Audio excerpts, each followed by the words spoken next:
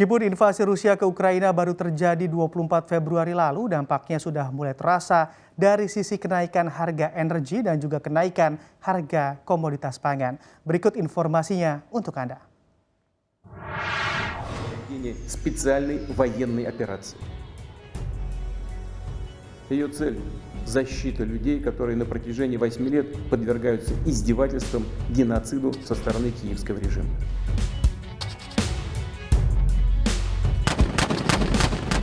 Rusia akhirnya resmi memulai invasinya ke wilayah Ukraina.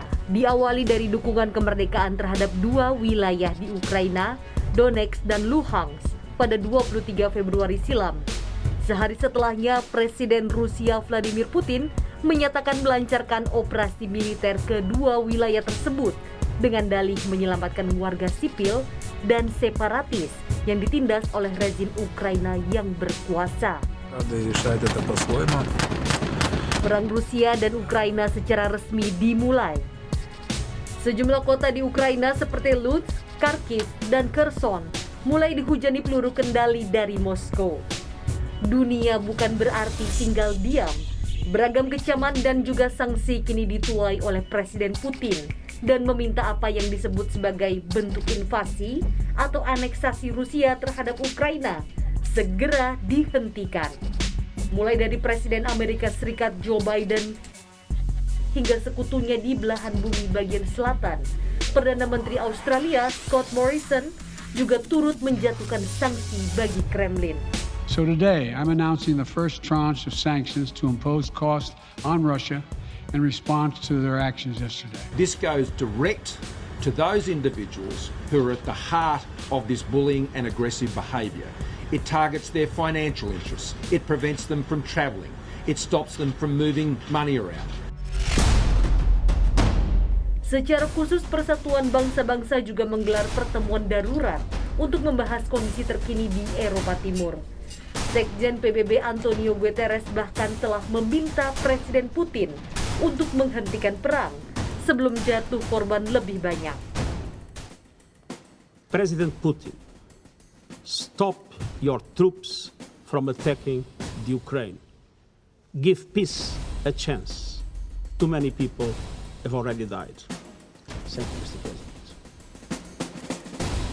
Gonjang-ganjing di Eropa Timur tak ayal turut mengerek pergerakan harga minyak dunia.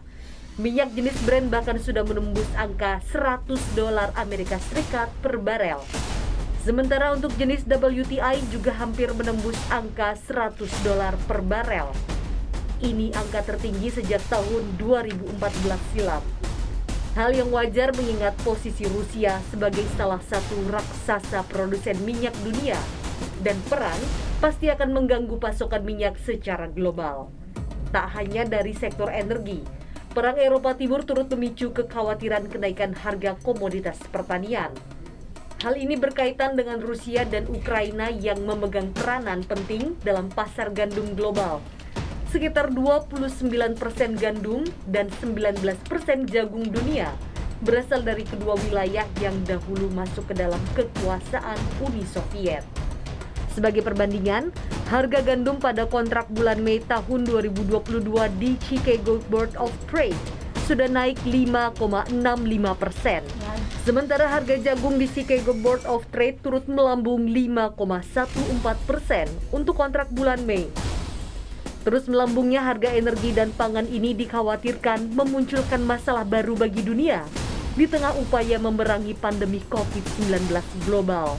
Jadi kita berharap semoga perang segera berakhir.